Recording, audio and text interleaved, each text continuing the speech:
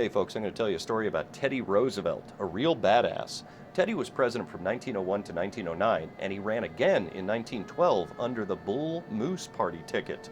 And it was on October 14th, 1912, a little past 8 p.m., that Teddy left the Gilpatrick Hotel heading to the Milwaukee Auditorium to give a speech. Driving down the street in an open-top car, he was tipping his hat at the gathered crowds when an ex-saloon owner and Bavarian immigrant named John Fleming Schrank ran up and shot Teddy from 4 feet away with a .38 revolver. Police quickly apprehended the would-be assassin, and Teddy brushed this bullet off like it was a fly. Now, realizing he'd been shot, he coughed into his hands to see if there was any internal bleeding. Not seeing blood, he told the driver to continue on to the auditorium so he wouldn't disappoint his fans.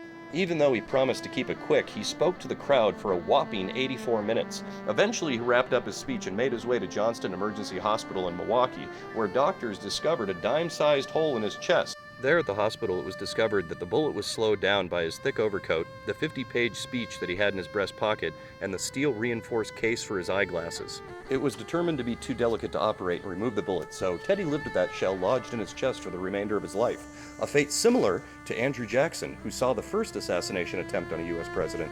On that fateful day in 1912, Teddy Roosevelt joined the club of presidential near misses, which also include Ronald Reagan and now Donald J. Trump, who luckily joined that club and not the club of JFK, Garfield, McKinley, and Lincoln. And it seems that divine intervention, or what Andrew Jackson would have called providence, played a hand in events that day, and that's what this week's cartoon is about.